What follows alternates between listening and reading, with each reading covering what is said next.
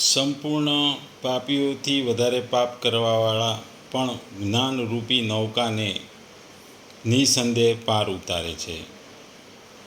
ભગવદ્ ગીતાનો અધ્યાય 3 શ્લોક 19. ભગવાન બોલ્યા કે આથી તું નિરંતર આસક્તિ વિનાનો થઈ હંમેશા કર્તવ્ય કર્મોને સમ્યક રીતે કરતો રહે, કેમ કે આસક્તિ વિનાનો થઈને કર્મ કરતો માણસ પરમાત્માને પામે છે. બીજા શબ્દોમાં કહીએ તો કે તેથી કર્મના ફળમાં આસક્ત થયા વગર મનુષ્યે પોતાનું કર્તવ્ય સમજીને નિરંતર કર્મ કરતા રહેવું જોઈએ, કારણ કે અનાસક્ત રહી કર્મ કરવાથી મનુષ્યને પરમેશ્વરની પ્રાપ્તિ થાય છે. એટલે અહીં ભગવાન કહે છે કે જો તું ઈશ્વર ખાતર આસક્તિ રહિત કર્મ કરીશ, તું તારા કર્મો કરીશ, તો હૃદયની વિશુદ્ધિ દ્વારા તું આત્મ સાક્ષાત્કારને પ્રાપ્ત કરીશ, ભગવાનને પ્રાપ્ત કરીશ. અહીં ભગવાનનો કહેવાનો મતલબ છે કે અહીં સુધી જે કારણો દ્વારા સ્વધર્મ પાલન કરવાની પરમ આવશ્યક સિદ્ધિ કરી છે, બધી વાતો પર વિચાર કરવાથી એ પ્રગટ થાય છે કે બધી રીતે વિચારીએ તો સ્વધર્મ પાલન કરવામાં જ અર્જુન તારું હિત છે. તેથી તારે તારા વર્ણ ધર્મ પ્રમાણે કર્મ કરવું જોઈએ. અહીં ભગવાન અર્જુનને કહે છે કે સમસ્ત કર્મોમાં અને તેમના ફળમાં મળનારા બધા જ ભોગોમાં આસક્તિનો ત્યાગ કરી તું કર્મ કર. આસક્તિના ત્યાગમાં કામનાનો ત્યાગ આવી જાય છે, કારણ કે આસક્તિથી જ કામના ઉત્પન્ન થાય છે. તેથી અહીં ફલેચ્છા ત્યાગ કરવાની વાતનો ઉલ્લેખ સ્વતંત્ર રીતે કર્યો છે. ભગવાને આરંભમાં જણાવ્યું કે કોઈ પણ મનુષ્ય ક્ષણ માત્ર માટે પણ કર્મ કર્યા વગર રહેતો નથી. એના કર્મો ચાલુ જ હોય છે. જેવી રીતે શ્વાસની પ્રક્રિયા છે, હૃદયનું ધબકવાનું છે, આંખોનું પટપટાવું છે. તેથી એ તો સાબિત થાય છે કે મનુષ્ય નિરંતર કશુંક ને કશુંક કરતો જ હોય છે અને એ તેના કર્મો હોય છે. એટલે અહીં ભગવાન જણાવવા માગે કે તમે સદા સર્વદા જેટલા પણ કર્મો કરો તે બધા જ કર્મોમાં અને તેના કર્મોના ફળમાં આસક્ત રહી તેને કર્મ કરો. કોઈ પણ સમય કોઈ પણ કર્મ આસક્તિપૂર્વક કરો નહીં.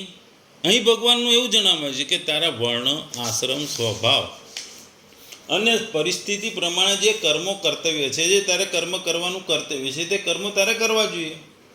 અને આ કર્મ કરતાં તારે કોઈ પણ ફળની આશા નહીં રાખવાની, કોઈ મહેચ્છાની ઈચ્છા નહીં રાખવાની કે મહેચ્છાઓ નહીં રાખવાની કે હું આમ કરીશ તો મને આ મળશે. તારે તારા કર્તવ્ય કર્મ વિના આશાએ, વિના ફળની આશાએ કે કોઈ પણ ઈચ્છા વગર કરવાના છે. એટલે કે તારે પર્વ ધર્મના કર્મો, નિશ્ચિત કર્મો અને વ્યર્થ કર્મો અથવા કામ્ય કર્મો કરવા જોઈએ નહીં. માત્ર તારે તારા કર્મ કરવા જોઈએ, પણ તારે પરધર્મના કર્મો, નિશ્ચિત કર્મો અને વ્યર્થ કર્મો અથવા કામ્ય કર્મો નહીં કરવાના. માત્ર તારે તારા પોતાના કર્તવ્ય કર્મ કરવાના, અને એ પણ ફળની આશા વગર. અહીં ભગવાન કહે છે કે તે કર્મોને તું સાવચેતી, વિધિ અને નિયમ પ્રમાણે તથા યોગ્ય રીતે તું કર. આવું નહીં કરવાથી અને કાળજી નહીં રાખવાથી કર્મોમાં ત્રુટિ ઉત્પન્ન થશે, કર્મો બરાબર થશે નહીં, કર્મોમાં ત્રુટિઓ ઉત્પન્ન થશે. તેથી તને પરમ શ્રેયની પ્રાપ્તિમાં વિલંબ થાય. જો તારા કર્મો બરાબર ના હોય, હદકચરા હોય, તો તને પરમેશ્વરની પ્રાપ્તિ થશે નહીં, અથવા પરમેશ્વરની પ્રાપ્તિ કરવામાં તને વિલંબ થશે, તારે વાર લાગશે, તારે વધારે કર્મો કરવા પડશે. એટલે અહીં ભગવાન કર્મયોગનું ફળ બતાવ્યું છે કે આસક્તિનો ત્યાગ કરી કર્તવ્ય કર્મનું આચરણ કરનાર મનુષ્ય કર્મબંધનથી મુક્ત થઈ પરમ પુરુષ પરમાત્માને પામે છે. એટલે કે અહીં કર્મયોગનું મહત્વ છે. એટલે તારે બધા જ કર્મો આ રીતે કરવા જોઈએ.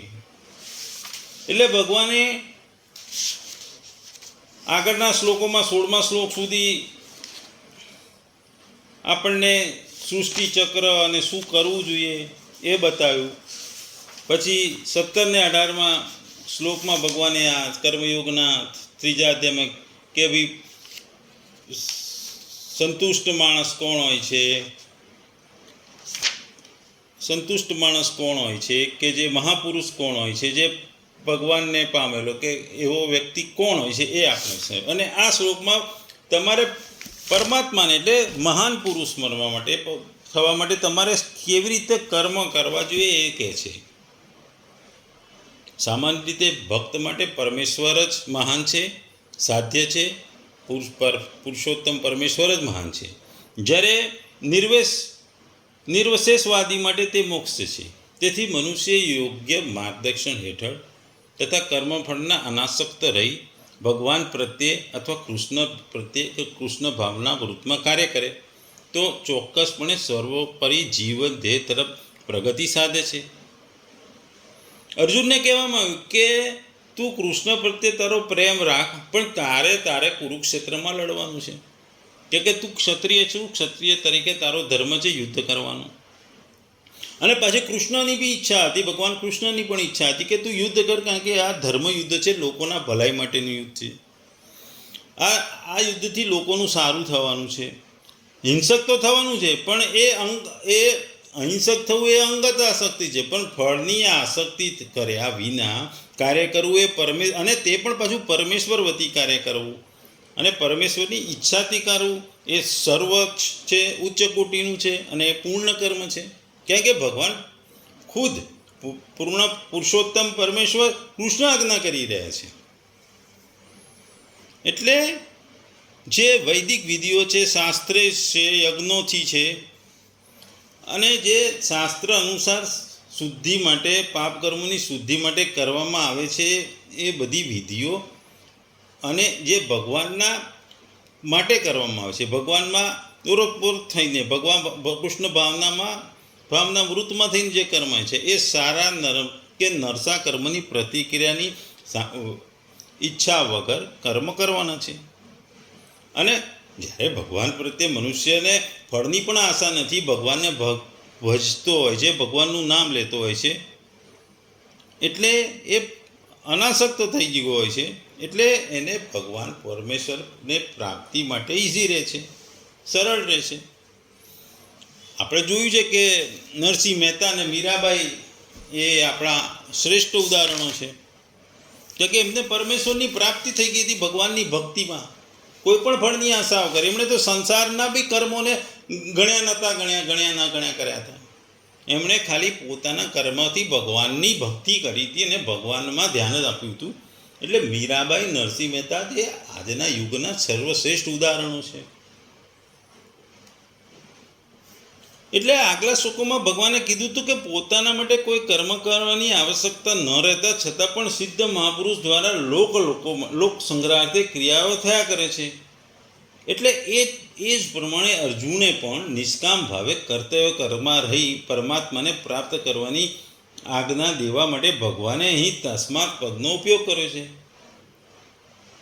દરેક વ્યક્તિને પોતાના સ્વરૂપથી વિજાતીય એટલે જળ પદાર્થો પ્રત્યે આકર્ષણ ને આસક્તિ કહે છે. આસક્તિ રહિત બનવા માટે આસક્તિના કારણનું જાણવું આવશ્યક છે. હું શરીર છું ને શરીર માનું છું એવું માનવાથી શરીર વગેરે નાશવાન પદાર્થોનું મહત્વ અંતઃકરણમાં અંકિત થઈ જાય છે અને એના પ્રત્યે લાગણી થઈ જાય છે, આસક્તિ થઈ જાય છે, ભાવના પેદા થાય છે. અને આ ભાવના જે આસક્તિ છે, એ પ્રેમ છે, એ જ પતન કરાવે છે, કર્મ નહીં. આસક્તિને કારણે મનુષ્ય શરીર, ઇન્દ્રિયો, મન, બુદ્ધિ વગેરે જળ પદાર્થો સાથે પોતાનો સંબંધ માનીને પોતાના આરામ અને સુખ ભોગને માટે જાતના કર્મ કરે છે. આ રીતે જડતા સાથે આસક્તિપૂર્વક માનેલા સંબંધ જ મનુષ્યના વારંવાર જન્મનું કારણ છે. કારણ કે આસક્તિ રહિત થઈ કર્મ કરવાથી જડતા સાથેનો સંબંધ વિચ્છેદ થઈ જાય છે અને મનુષ્ય મોક્ષને પ્રાપ્ત થાય છે. આસક્તિવાળો મનુષ્ય બીજાનું હિત નથી કરી શકતો, જ્યારે આસક્તિ રહિત મનુષ્ય આપમેળે સ્વાભાવિક પ્રાણી માત્રનું હિત થાય છે અને બધા કર્મો કેવળ બીજાના માટે થાય છે અને બીજાના હિતાર્થે થાય છે, બીજાના લાભ માટે થાય છે. સંસારથી પ્રાપ્ત સામગ્રીથી આપણે અત્યાર સુધી પોતાના માટે જ કર્મો કર્યા, તેમને પોતાના સુખ માટે, પોતાની ઈચ્છાઓ માટે સંગ્રહ પણ કર્યો. એટલા માટે સંસારનું આપણા પર ઋણ છે. એ જ ઋણ ચૂકવવા માટે કેવળ સંસારના હિત માટે કર્મ કરવું ખૂબ જ આવશ્યક છે. પોતાના માટે ફળની કામના રાખી કર્મ કરવાથી જૂનું ઋણ તો સમાપ્ત થતું નથી, પણ વધારાનું નવું ઋણ ઉત્પન્ન થાય છે. આ ઋણથી મુક્ત થવા માટે વારંવાર જન્મ લેવા પડે છે, વારંવાર સંસારમાં આવવું પડે છે. કેવળ બીજાઓના હિત માટે બધા કર્મથી આ જૂનું ઋણ સમાપ્ત થઈ જાય છે અને પોતાને માટે કંઈ ન કરવાનું તથી કોઈ પણ ઈચ્છા ન કરવાથી નવું ઋણ ઉત્પન્ન થતું નથી. આ રીતે જૂનું ઋણ પૂરું થઈ જાય છે, નવું ઋણ ઉત્પન્ન થતું નથી. ત્યારે બંધનનું કોઈ કારણ ન રહેતી મનુષ્ય આપોઆપ મુક્ત થઈ જાય છે, એટલે કે મોક્ષને પામે છે. કોઈ પણ કર્મ નિરંતર નથી રહેતું, પરંતુ આસક્તિ અંતઃકરણમાં નિરંતર રહે છે. એટલે જ માટે ભગવાન નિરંતર આસક્તિ રહિત બનવા માટે કહે છે. મારે ક્યાંય પણ આસક્ત નથી થવાનું એવું જાગૃતિ સાધકે નિરંતર રાખવું જોઈએ. નિરંતર આસક્તિ રહિતને જે વિહિત કર્મ સાથે સામે આવી જાય તેનું કર્તવ્ય માત્ર સમજીને કરી દેવું જોઈએ, એવું ભગવાનનું અહીં આ શ્લોકના પદમાં કહેવાનો ભાવાર્થ છે. કર્તવ્ય તો તેને કહે છે જે કરી શકીએ છીએ અને જેનું અવશ્ય કરવું જોઈએ. બીજા શબ્દોમાં કર્તવ્યનો અર્થ થાય છે પોતાના સ્વાર્થનો ત્યાગ કરીને બીજાના હિત કરવું અથવા બીજાઓને તે શાસ્ત્રવિદ ન્યાય યુક્ત માગને પૂરી કરવી. જેને પૂરી કરવાનું સામર્થ્ય આપણામાં છે ને આપણે કરવાનું છે, ને આપણે આ કર્તવ્ય આપણે પૂરું કરવાનું છે. કર્તવ્યનું પાલન કરવામાં બધા સ્વતંત્ર છે, સમર્થ છે. કોઈ પરાધીન નથી, કોઈ અસમર્થ નથી. હા, પ્રમાદ અને આળસુને કારણે અકર્તવ્ય કરવાનો ખરાબ અભ્યાસ થઈ જવાથી અથવા આદત થઈ જવાથી ફળની ઈચ્છા રહેવાથી વર્તમાનમાં કર્તવ્ય પાલન કઠિન પડે છે. અન્યથા કર્તવ્ય પાલન સરખું સુગમ કશું નથી, એકદમ ઇઝી છે. કર્તવ્યનો સંબંધ પરિસ્થિતિ અનુસાર હોય છે. મનુષ્ય પ્રત્યેક પરિસ્થિતિમાં સ્વતંત્રપૂર્વક કર્તવ્યનું પાલન કરે છે અને તે કરે છે. અકર્તવ્ય કરવાથી અને કર્તવ્ય ન કરવાથી આસક્તિ વધે છે. બીજાના હિતાર્થે કર્મ કરવાથી વર્તમાનમાંથી આસક્તિ થઈ જાય છે અને કંઈ ન ઈચ્છવાથી ભવિષ્યની આસક્તિ દૂર થઈ જાય છે અને આ આસક્તિ દૂર થવાથી એ પરમેશ્વરને પામી શકે છે. એટલે ભગવાન કહે છે કે વર્ણ છે કે આશ્રમ છે કે પ્રકૃતિ એટલે કે સ્વભાવ અને પરિસ્થિતિ અનુસાર જે મનુષ્ય માટે શાસ્ત્રવિદ કર્તવ્ય કર્મ બતાવવામાં આવ્યું છે એ અવસર પ્રાપ્ત થતાં તેના માટે સહજ કર્મ બને છે. અને સહજ કર્મમાં કોઈ દોષ દેખાવે તો પણ તેનો ત્યાગ કરવો જોઈએ નહીં, કેમ કે સહજ કર્મો કરી મનુષ્ય પાપને પ્રાપ્ત થતો નથી. એટલા માટે અહીં ભગવાન અર્જુનને જાણે એમ કહી રહ્યા છે કે તું ક્ષત્રિય છે, આથી યુદ્ધ કરવું તારું સહજ કર્મ છે અને ઘોર કર્મ નથી. આ તારું સહજ કર્મ છે, ઘોર કર્મ નથી. આથી સામે આવેલા સહજ કર્મને તું અનાસક્ત થઈને કરી દેવું જોઈએ. અનાસક્ત થવાથી તને સમતા પ્રાપ્ત થશે અને આ સમતા પ્રાપ્ત થવાથી આ સમતાથી તું પૂર્ણ પુરુષોત્તમને પામીશ કે પરમેશ્વરને પામીશ. એટલે કોઈ પણ ફળની આશા વગર, કોઈ પણ ઈચ્છા મહેચ્છા વગર દરેક વ્યક્તિ જો પોતાનું કર્મ કરે, કર્તવ્ય કર્મ છે જે કરે તો એ પરમાત્માને પામે છે, એવું અહીં કહેવું છે.